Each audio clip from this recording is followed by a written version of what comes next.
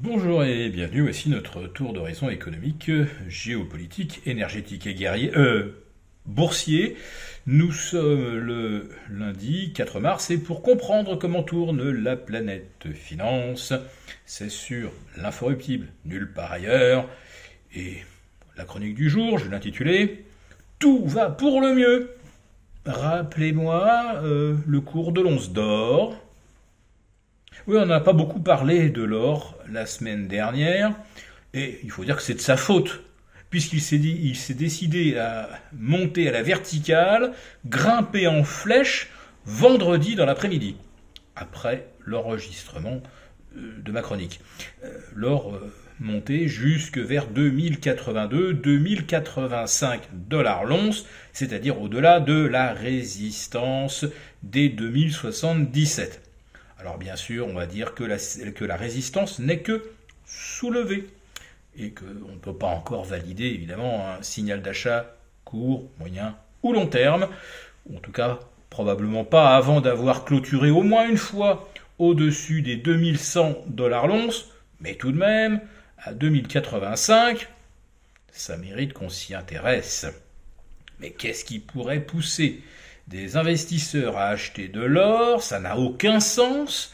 Le dollar fait preuve de fermeté et le rendement des T-bonds américains est remonté d'abord vers 4,30, c'est un petit peu tassé vers 4,25, mais enfin ça reste tout de même les niveaux de rémunération les plus importants depuis le 27 décembre dernier. Qui irait donc acheter de l'or dans ces conditions ? Qu'est-ce qui pourrait bien susciter des achats de précaution ? Eh bien, c'est quand même à se demander si on n'est pas en train de nous vendre la guerre. Regardez, dans les médias, se succèdent tous les relais de l'OTAN parmi nos personnalités politiques ou parmi des journalistes d'opinion.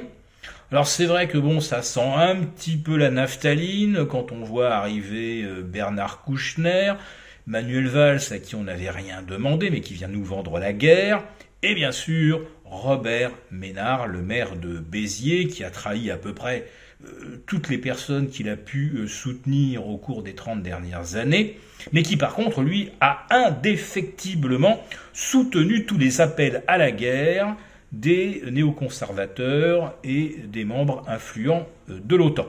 Bon, en plus de ça, bonus, je sais que ça n'a rien à voir aujourd'hui dans une chronique financière, mais sachez tout de même qu'il envisage de se présenter au présidentiel de 2027. Voilà, peut-être que les grosses ficelles du WEF avec Édouard Philippe et Gabriel Attal, c'était un peu trop voyant, et puis il faut toujours avoir un deuxième ou un troisième fer au feu. Oui, le feu, j'espère que ça ne sera pas un jour le feu nucléaire, parce que quand on parle de préparer la guerre contre la Russie, parce que c'est bien de cela dont il est question, ça peut très vite dégénérer en conflit nucléaire. Bon, les Américains, ça leur va très bien, ça se passe pas chez eux. Chez nous, c'est un peu plus ennuyeux. Alors quand je vous parlais de vendre la guerre, c'est pas seulement de faire venir des hommes un peu matures qui viennent vous dire qu'il faut défendre nos valeurs démocratiques, hein, les mêmes qui ont permis d'envahir l'Irak et de désintégrer la Libye. Non, il ne s'agit pas seulement de convaincre les hommes, mais également, la seconde moitié de l'humanité, c'est-à-dire les femmes. Et là, j'ai découvert une merveilleuse couverture du magazine Vogue, in English, et intitulée Ukraine Today by Brett Lloyd. Et qu'est-ce que l'on voit ? On voit une magnifique mannequin avec une frange un petit peu comme dans les années 50, qui enfile un treillis poursuivi ou plutôt accompagné par deux joyeux combattants ukrainiens, et donc on sent qu'elle se prépare à aller en découdre avec les Russes.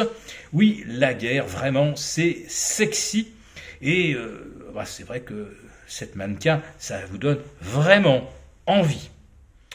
Alors les marchés, eux, ils n'ont évidemment pas envie de s'intéresser à toutes ces gesticulations belliqueuses, mais il va peut-être falloir qu'un jour, ils se penchent sur la question, mais pour l'instant, seul leur importe la trajectoire de Nvidia qui a battu un nouveau record absolu vendredi soir, qui surtout, en atteignant les 2055 milliards de dollars de capitalisation, a ravi la 3e place du podium à Saudi Aramco, dont, je rappelle, le chiffre d'affaires est 20 fois supérieur à celui de Nvidia, avec une profitabilité qui est quand même pas ridicule, puisque Aramco, c'est quand même 25% de marge. Non, si c'est même pas 27. Bref, vous vérifierez.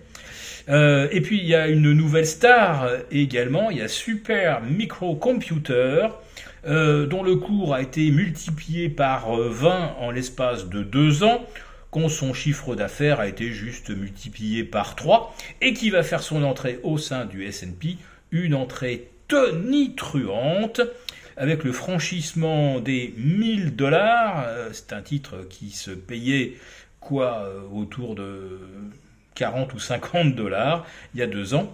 Bien sûr, ça ne fait pas de bénéfices, donc on peut même pas dire que ça se paye 100 fois ou 1000 fois les bénéfices. Des bénéfices, il n'y en a pas. Mais la valorisation, elle continue de s'envoler.